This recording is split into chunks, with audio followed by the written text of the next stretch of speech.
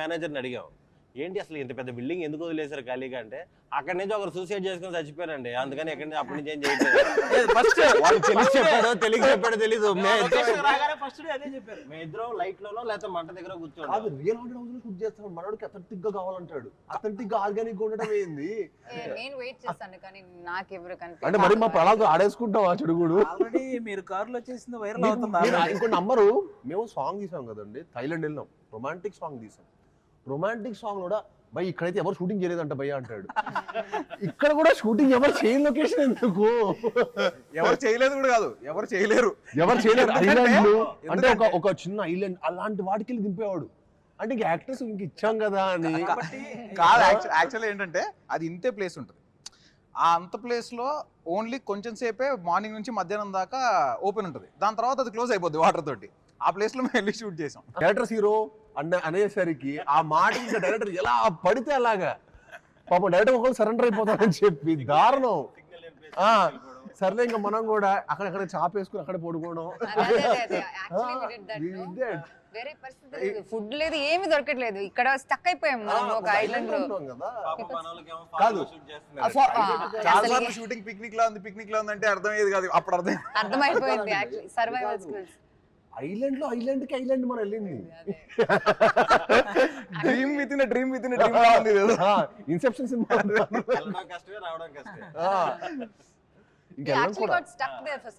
Boat ఇరుక్కుపోయింది అక్కడ.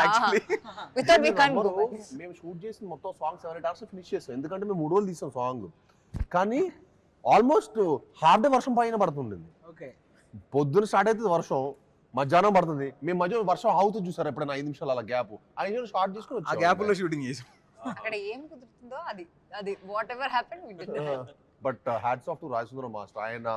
ఆయన అన్ని సినిమా అన్ని సాంగ్ ఎక్స్పీరియన్స్ ఉండటం వల్ల అది సాధ్యమైంది. కానీ ఇంపాసిబుల్ లేకపోతే సాంగ్ ఎప్పుడు ఏదో ప్యాచ్ పడి మళ్ళీ ఇక్కడ రీచ్ ఈ సెట్ లోనే షూట్ చేస్తాం. అప్పుడు సాంగ్ కూడా మంచిగా రీచ్ అయ్యింది. సాంగ్ బాగా రీచ్ అయింది. కూడా నాకు తెలిసి చాలా అద్భుతంగా రీచ్ అయింది.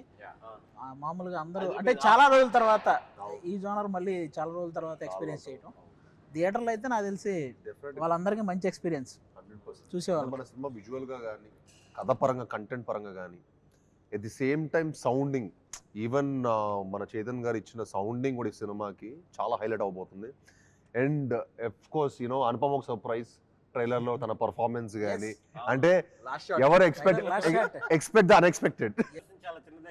అవును, ఇంకా చాలా 10 మంది 25 మందిని గాలి ఎగిరేసింది. అనుపమ అనగానే దొండకాయ బెండకాయ అనుపమ నా గుండెకాయ అంటారు కదా, వాళ్ళందరూ గుండెకాయలు అదురుతాయి.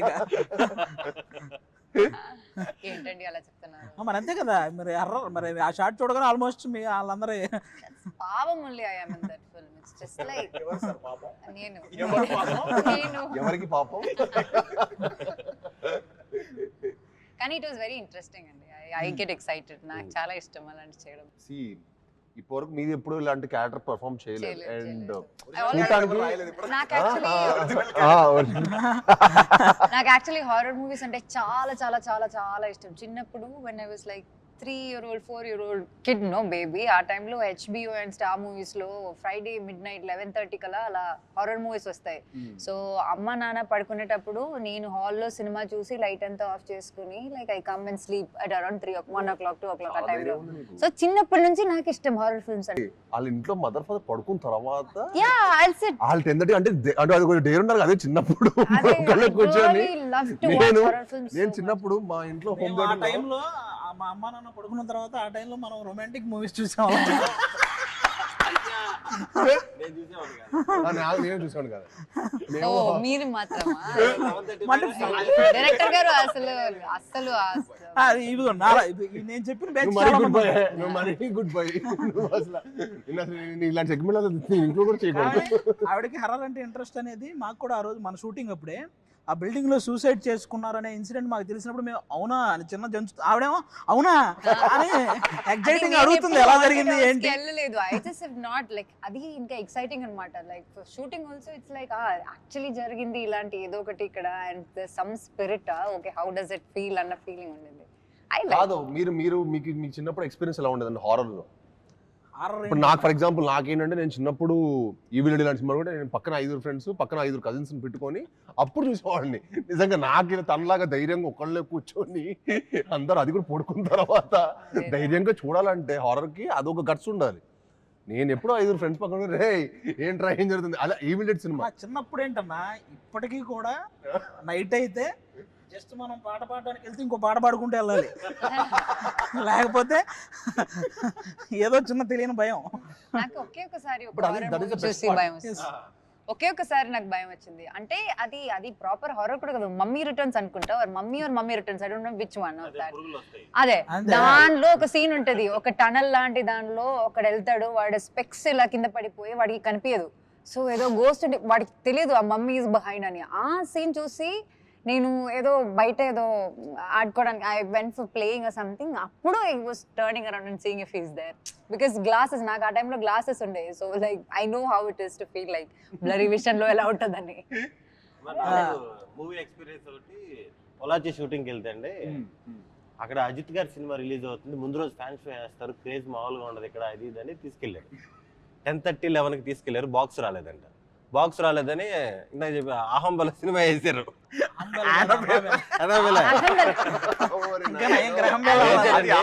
అహమృత్యు కాదు అదే ఆ సినిమా అయితే ఇంకా ఆల్మోస్ట్ గుండె అయిపోయేది.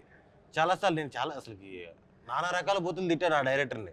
మిమ్మల్ని తిడతారు అనుకోండి ఇప్పుడు చూస్తే. ఏమో నాకు డోర్ తీసేటప్పుడు కూడా తిట్టేస్తున్నా, ఎందుకు ఆ సౌండ్ వేసావు, డోర్ మామూలుగా తీయచ్చు కదరా.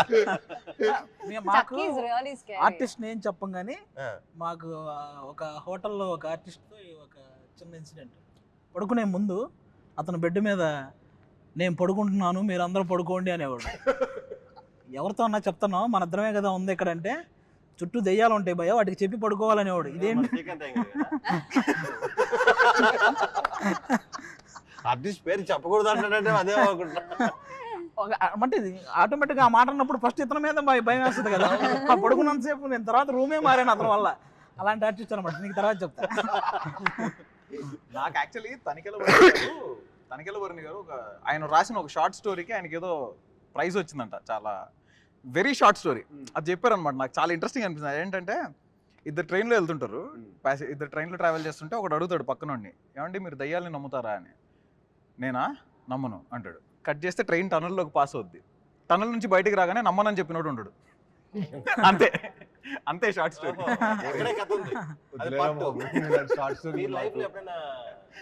రియల్ గా చూసారండి ఆ ఫేస్ చేసిన ఎప్పుడు చిన్న ఇన్సిడెంట్ కూడా అలాంటి చోట అలాంటి చుట్టుపక్కల వెళ్ళేవాళ్ళు కాదు. ఎవడో చూసాడని మనకు చెప్పడం వల్ల మనం ఆ భయంతో ఉండడం తప్ప ఎవడో చూస్తున్నాడు. అది నేను నిజంగా నేను ఒక పాయింట్ వరకు నేను హారర్ సినిమా కూడా చూసాను కాదు, నేను చెప్పడం ఇష్టపడలా. నాకు యాక్చువల్లీ కౌశిక్ కథ చెప్పినప్పుడు కూడా నేను హారర్ లాగా ఒక ఏదో కొత్త స్పేస్లో ఉండింది. హారర్ ఎక్స్పీరియన్స్ ఉంటుంది, ఎట్ ది సేమ్ టైం ఒక థ్రిల్లర్, మన సినిమాలో ఒక మంచి కాంటెంట్ కూడా స్ట్రాంగ్ ఉంటుంది. సో నాకు ఆ ఫ్లో బాగా నచ్చింది. సో ఇంట్రెస్టింగ్ అనిపించేసాక నాకు హారర్ సినిమాలు ఎవరైనా చెప్పారు అనుకున్న ముందు వద్దురా బాబు అసలు వన్ ఆర్మ్ డిస్టెన్స్. డైరెక్షన్ అయిపోయినాక మనోడు చూసిన భయం వేస్తుంది కదండి. ఇలాగా సువర్ణమయ ఒక చిన్న లైన్ చెప్పు, ఒక చిన్న లైన్ మొత్తం లైన్ చెప్పిద్దాం. సువర్ణమయ చెప్తే వినేటప్పుడు భయం వచ్చింది. ట్రైలర్ లో ఉన్న సువర్ణమయ వాయిస్ చాలా బాగుంది అంటున్నారు. అది ఎందుకంటే వాళ్ళు ఈయన వాయిస్ వినలేదు, ఇంకా వాళ్ళకి తెలియదు ఎక్కడి నుంచి అది వచ్చింది కదా. ఒకసారి సువర్ణమయ అది డైలాగ్ చెప్పాలి, ఇంట్రడక్షన్. సువర్ణమయ ఆఫీస్కి వెళ్ళినప్పుడు స్క్రిప్ట్ చెప్పేటప్పుడు కూడా చెప్పాడు. అమ్మ బాబాయ్, నా మైండ్ లో అయితే మీరు నమ్మరు, కరెక్ట్ క్లైమాక్స్ కి చాలా రేర్. అది కరెంట్ అనేది పోదు, జూబ్లీ హిల్స్ లో కరెంట్ పోవడం అనేది చాలా రేర్. సడన్ గా సినిమా అంతా అయిపోతుంది, లాస్ట్ లో కరెక్ట్ క్లైమాక్స్ ప్రీ క్లైమాక్స్ దగ్గర కరెంట్ పోయింది. ఏంటి ఏం ప్లానింగ్ చేసుకొని వచ్చాడా నన్ను కన్విన్స్ చేయడానికి, నాకు అర్థం కాదు. అప్పుడు ఏంటంటే నేను ఆ ఫేస్ లో ఎలా అంటానండి, మీరు నమ్మరు, ఒక 50-60 కథలు వేసుకుంటా రోజు. ఎవరు కథ పిలుస్తారంటే వింటున్నా, ఎక్కడో చోట ఒక ఫ్రెష్ పాయింట్ ఎక్కడో చోట ఉంటుంది కదా, ఒక ఫైర్ ఉన్న డైరెక్టర్ ఎవరో వాళ్ళు ఉంటారు కథ, అన్ని కథలు వింటున్నా. సో నాకు ఏది కిక్ ఓకే ఎక్కడ చేసేయాలన్నట్టు కిక్ రాలా. కౌశిక్ వచ్చి చెప్పాడా లేకపోతే ఈ ప్లానింగ్తో వచ్చాడా ఇవన్నీ తెలుసుకునే ఉన్నా హిస్టరీ అని చెప్పి కరెక్ట్ ప్రీ క్లైమాక్స్ కరెంట్ పోయింది. ఇంకా మనోడు ఆపడే కరెంట్ పోయింది ఇలా మ్యాటర్ కావట్లా. కరెంట్ సెకండ్ హాఫ్ స్టార్ట్ అయితే ఇంకా మొత్తం వెళ్తున్నాడు అంత అదే ఫ్లోలో. అతను కూడా కరెంట్ పోయినప్పుడు అసలు ఇదే నా టైం అనుకో, అదే టైం అనుకోని ఇంకా ముందుకు వచ్చేసి ఇలా కూర్చున్నాడు. కరెంట్ పోగాడు ఇలా వచ్చేసి వింగ్ అని చెప్పి బలాలు కొట్టేసి డైలాగులు చెప్పేస్తున్నాడు. అరే ఏంట్రా ఇది, ఏం చేస్తాడు ఈ క్యాండిడేట్, ఇదేంటి ఏదో చెప్పండి అది. నమస్కారం. ఈరోజు శుక్రవారం 9/8/1989 ఆకాశవాణి తలుపులు తెరవబడ్డాయి. పునఃప్రసారాలు నేటితో మొదలు. ఈ భూమి కన్నా అద్భుతానికి ఇది పునర్జన్మ. దిక్కులు పిక్కటిలే శబ్దాలతో ఘన గాంభీర్య స్వాగతం. అచంచల ఆకాశం మేఘాల గొడుగు పట్టిన వేళ అద్వితీయ అకాల ఆగమనం.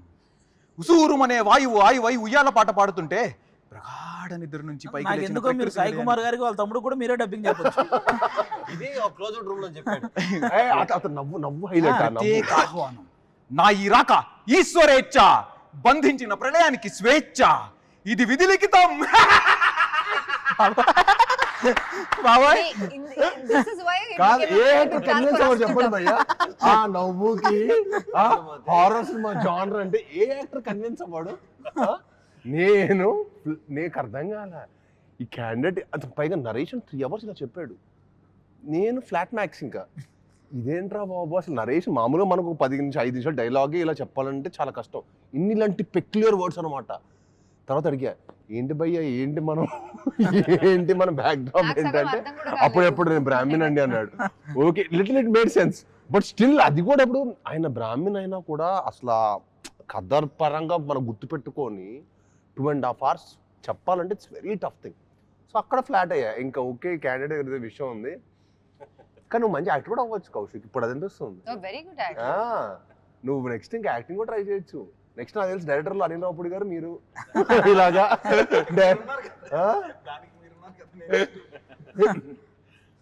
మీరు కూడా మీకు కూడా అలాగే చెప్పారా ఏది స్టోరీ? అదే సేమ్ అలాగే చెప్పాడా? తెలుగులో చెప్పారు. నాకు అర్థం కాలేదు. నేను ఇప్పుడు అర్థం అంటే ఏంటి తెలుసా, నేను ఇప్పుడు దాకా అనుకున్నాను, నాకు తెలుగు సగం వచ్చు, నాకు అర్థం అవుతుంది వింటే అర్థం అవుతుంది అని అనుకున్నాను. కానీ ఈయన నరేషన్ తర్వాత మీరు చెప్పింది తెలుగేనా అని అనిపించింది నాకు సగం వచ్చు అర్థం కాలేదు. బట్ అయినా నరేషన్ ఏదో వింటానికి చాలా బాగుంది, నేను విన్నాను. ఏదో గ్రాంధికం మాట్లాడితే మేమే ఏంటన్నా ఇది బైలింగులా అని అడిగారు. అండ్ ఇంకా డబ్బింగ్ లో అయితే నేను చచ్చిపోయాను. నేను అయ్యో డబ్బింగ్ ఎక్స్పీరియన్స్ స్టార్ట్ చేసిన తర్వాత ఎక్కడో స్టార్ట్ చేసిన ఒక 1/2 hour కి మళ్ళీ వస్తాను భయ ఏదో ఉంది డైలాగ్. మళ్ళీ కాదు మళ్ళీ అదొక అరగంట మళ్ళీ అది ఏదో నేను నేర్చుకున్నాను చూడండి. నేను మళ్ళీ అనేది ఎంతసేపు చెప్పించారంటే ఇంక ఇతను మళ్ళీ డబ్బింగ్ రాకూడదు అన్నమాట. దాని తర్వాత ఏదో చెప్పిన తర్వాత భయ దాంట్లో ఓనర్స్ ఉన్నాను భయ్య మీ కనీసం 1-2 రావాలి రోజులు అన్నాడు. నన్ను అదే అడిగి వారం రోజులు నాకు 2 గంటలకే నాకు అయిపోయింది, డెడ్ అయిపోయేవాడిని. నేను వెళ్ళి ఎక్కువ తినేసేవాడిని. నార్మల్ గా ఏంటి నార్మల్ నాకు ఎనర్జీ నా బాడీ డ్రైన్ అయిపోయిందా, కౌశిక్ డ్రైన్ చేసేస్తున్నాడు అనిపించింది. నేను నార్మల్ గా 1 గంట జిమ్ ఇవన్నీ అయితే ప్రాక్టికల్ గా చేయగలుగుతా. నేను చేయలేకపోయాను బ్రదర్. నేను నిజంగా నుంచో 2 hours అదేదో నేను థియేటర్ పర్ఫార్మెన్స్ చేస్తున్నట్టు అనిపించింది నాకు అక్కడ. మళ్ళీ పెద్ద పెద్ద పేజీలు ఉన్నాయి కదా, డైలాగ్స్ చాలా డైలాగ్స్ ఉన్నాయి. నేను అయిపోగానే హ్యాపీగా ఫీల్ అయింది. అదే అమ్మయ్య నాది అయిపోయింది, హీరోని తలుచుకుంటేనే నాకు స్టోరీ కూడా ఓకే చేసినప్పుడు కూడా మాక్సిమం ఉంటే కట్ చేస్తారు కదా, కట్ చేస్తారు కదా. డబ్బింగ్ చెప్పేటప్పుడు మీ చూసి అన్నకు ఉన్నాయి నేను అనుకునేవాడిని. అమ్మో అన్న ఏంటి ఇంత పెద్ద డైలాగులు ఉన్నాయి అన్న పరిస్థితి ఏంటి అనుకునేవాడిని నేను. కానీ బాగా మేనేజ్ చేస్తాను. 6 days లో ఫినిష్ చేసాడు, గ్రేట్ కదా. చాలా గ్రేట్. అదే అంటున్నాను నేను కాబట్టి పర్లేదు ఫినిష్ చేసా. నేను కాబట్టి చేశాను కౌశిక్. నెక్స్ట్ నీ సినిమాలో యాక్టర్ అయిపోయాడు. ఇలాంటి కథ కాబట్టి కొంచెం సింపుల్ గా లవ్ స్టోరీ ఇలాంటి రాసుకు తక్కువ డైలాగులు ఉన్నాయి హీరోకి. అదే చెప్తున్నా, మనోడు చెప్పేసి మన వాయిస్ వచ్చేస్తుంది. అదే నేను చెప్పాను, అది సజెస్ట్ చేశాను నేను. అవన్నీ ఒప్పుకోడు.